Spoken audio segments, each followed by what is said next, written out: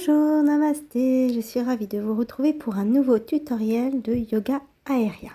Au programme, la posture de la déesse flottante, la licorne et la descente en gazelle. La difficulté se situe ici dans la force des bras pour se relever, peut-être l'appréhension du vide et très certainement la pression du hamac sur votre peau. Alors pour cela, la première chose à faire, ce sera d'essayer avec le hamac plié en deux. Comme ça, il fera moins de pression sur votre peau. C'est plus facile. Donc, vous mettez bien les deux bords ensemble. Vous ouvrez bien et vous placez les bords là où il y aura votre dos. Prenez le temps de bien vous installer pour avoir des fondations solides et être confortable. Donc, on s'assoit à peu près au milieu. Glissez le hamac vers les genoux, mais pas trop.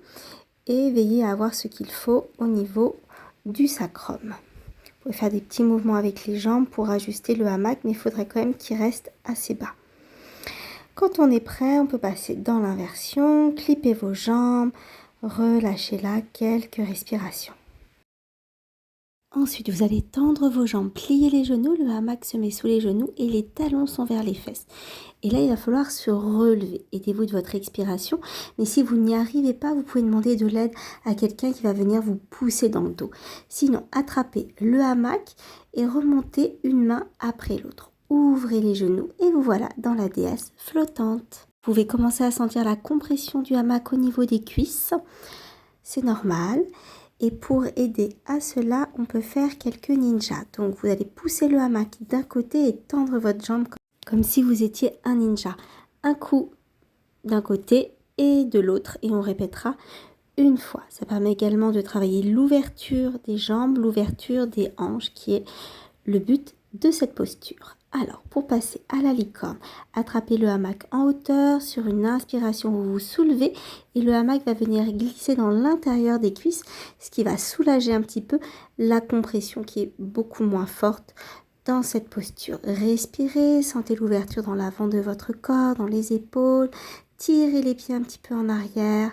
Savourez ce petit moment. Je vous invite à quitter la posture par l'avant. Donc pour ça, vous allez garder une main sur le hamac, lâcher l'autre et laisser les épaules partir en avant et vers le bas surtout.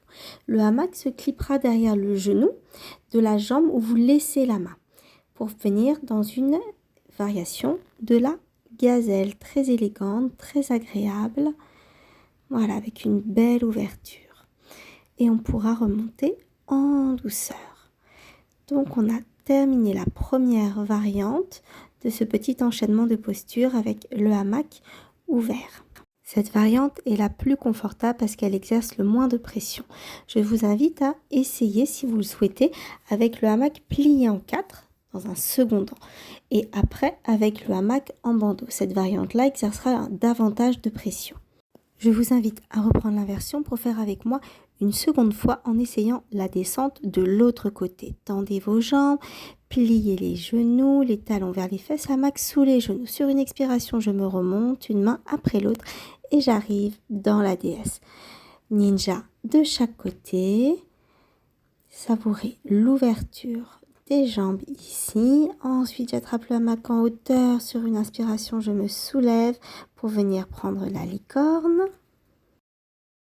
Savourez l'ouverture et l'extension de votre colonne dans cette posture.